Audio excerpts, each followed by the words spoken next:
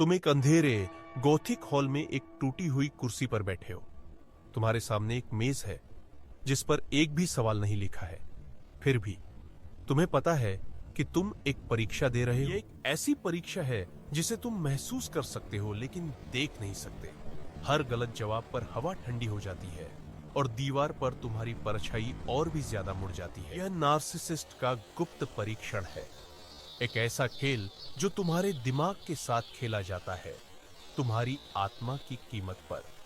और 99% पुरुष इसमें बुरी तरह फेल हो जाते हैं। शुरुआत में यह सब बहुत मासूम लगता है। यह प्यार के छोटे छोटे इम्तिहानों जैसा लगता है। अगर तुम मुझसे प्यार करते हो तो तुम जानोगे कि मुझे क्या चाहिए। यह पहला सवाल है, एक पहेली जिसका कोई जवाब नहीं है। यह तुम्हारी काबिलियत का टेस्ट नहीं, तुम्हारी आज्ञाकारिता का टेस्ट है। तुम अनुमान लगाने की कोशिश करते हो, तुम उनके मूड को पढ़ते हो, उनकी पुरानी बातों को याद करते हो, उनके इशारों को समझने की कोशिश करते हो। तुम एक माइंड रीडर बनने की कोशिश करते हो। और जब तुम गलत अनुमान लगाते हो और तुम हमेशा गलत ही होगे तो सजा मिलती है। चुप्पी, निराशा, या वो ठंडी बेरुखी भरी नजर जो कहती है तुमने मुझे निराश किया। यह तुम्हें और ज्यादा मेहनत करने पर मजबूर करता है।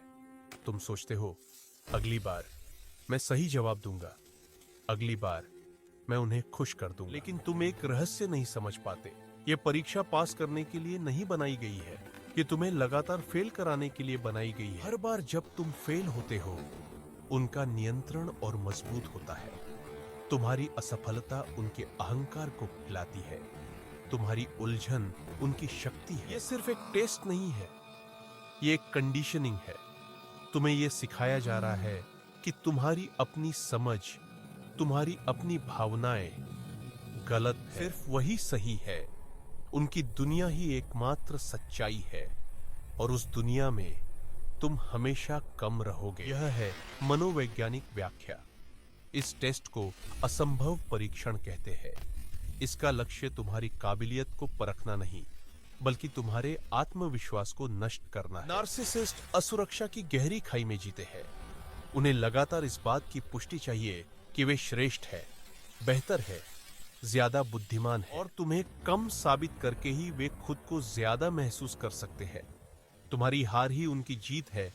ये एक जीरो सम गेम है जो उन्होंने खुद बनाया है। वे तुम्हें ऐसे काम देंगे जिन्हें वे जानते हैं कि तुम पूरा नहीं कर सकते। मेरे दिमाग को पढ़ो, मेरी उस जरूरत को पूरा करो जो मैंने कभी बताई ही नहीं। वे तुमसे तुम्हारी राय पूछेंगे और फिर उसे बेवकूफी कहकर खारिज कर देंगे। ये एक जाल है। वे जवाब नहीं चाहते, वे तुम्हें गलत साबित करने का मौका चाहते हैं। यह भावनात्मक शोषण का एक सूक्ष्म लेकिन क्रूर रूप है। यह तुम्हारी वास्तविकता की भावना को धीरे धीरे खत्म कर देता है। तुम्हें लगने लगता है कि शायद तुम ही पागल हो। चलो एक असल जिंदगी का उदाहरण लेते हैं। आर्यन और काव्या को देखो। बाहर से वे एक परफेक्ट कपल लगते हैं। एक शाम काव्या आर्यन से पूछती है, क्या तुम्हें लगता है कि मुझे यह ड्रेस पहननी चाहिए? यह एक साधारण सवाल लगता है, लेकिन यह एक टेस्ट। अगर आर्यन कहता है, हाँ तुम बहुत खूबसूरत लग रही हो, तो काव्या जवाब देगी, तो तुम्हें मेरी वो दूसरी ड्रेस पसंद नहीं है? तुम्हें मेरा टेस्ट पसंद नहीं है? अगर आर्यन कहता है, शायद तुम्हें दूसरी वाली पहननी चाहिए, तो काव्या कहेगी, तो तुम कह रहे हो कि मैं इसमें मोटी लग रही हूं? तुम हमेशा मेरी आलोचना क्यों करते हो? देख रहे हो, कोई सही जवाब नहीं है। हर रास्ता हार की ओर जाता है।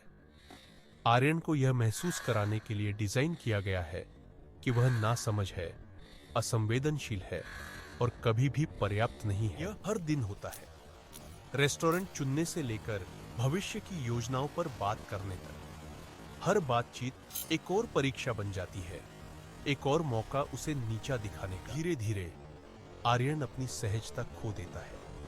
वह हर शब्द बोलने से पहले 10 बार सोचता है। वह अब अपनी राय नहीं देता। वह एक खोल बन गया है जो बस काव्या की प्रतिक्रियाओं से बचने की कोशिश कर रहा है। उसने अनजाने में खेल का सबसे महत्वपूर्ण नियम सीख लिया है। चुप रहो, सहमत हो और अदृश्य हो जाओ। लेकिन यह जीत नहीं है, यह आत्मविनाश है। फिर आता है राजोब्लाचेनिये, रहस्योद्घाटन का क्षण। वह क्षण जब पर्दा गिरता है, तुम्हें एहसास होता है कि तुम एक परीक्षा नहीं दे रहे थे, तुम पर एक प्रयोग किया जा रहा था। तुम्हारे प्यार को नहीं, तुम्हारी सहनशीलता की सीमाओं को परखा जा रहा था। यह कोई दिमागी खेल नहीं था, यह मनोवैज्ञानिक युद्ध था। और तुम निहत्थे थे, क्योंकि तुम्हें पता ही नहीं था कि तुम एक जंग के मैदान में खड़े हो। सच तो यह है, इस खेल को जीतने का एकमात्र तरीका है इसे खेलने से इनकार कर देना। इसका मतलब यह नहीं है कि तुम बहस करो या उन्हें गलत साबित करने की कोशिश करो। वे तुम्हारी तर्क शक्ति को अपने ही हथियार में बदल देंगे। खेलने से इनकार करने का मतलब है भावनात्मक रूप से अलग हो जाना, उनकी पहेलियों का जवाब न देना। जब वे पूछे, क्या तुम्हें लगता है कि मुझे यह ड्रेस पहननी चाहिए, तो तुम जवाब देते हो, तुम जो भी पहनोगी उसमें अच्छी लगोगी। तुम खेल नहीं खेलते, तुम जवाब को बेअसर कर देते हो। जब वे तुम्हारी राय को खारिज करते हैं तो तुम कहते हो, ठीक है, यह बस मेरा एक नजरिया था। तुम अपनी आत्म मूल्य की भावना को उनकी प्रतिक्रिया से नहीं जोड़ते। यह तुम्हारी शक्ति की पुनः प्राप्ति है। तुम कह रहे हो, मेरी वास्तविकता तुम्हारी राय पर निर्भर नहीं है, मेरा मूल्य तुम्हारी परीक्षा से तय नहीं होता। और यह परिवर्तन है। तुम अब एक मोहरा नहीं हो, तुम शतरंज की बिसात से उतर गए हो।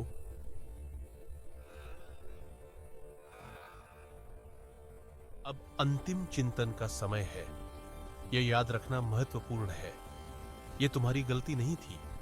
तुम एक ऐसे खेल में फंस गए थे जिसके नियम तुम्हें कभी नहीं बताए। नार्सिसिस्ट का परीक्षण तुम्हारी कमियों के बारे में नहीं है, यह उनके अपने भीतर के खालीपन को भरने की उनकी हताश जरूरत के बारे में है। तुम किसी की आत्मा के घावों को भरने के लिए जिम्मेदार नहीं हो, खासकर जब वे उन घावों को हथियार बनाकर तुम्हें ही चोट पहुंचाते हैं।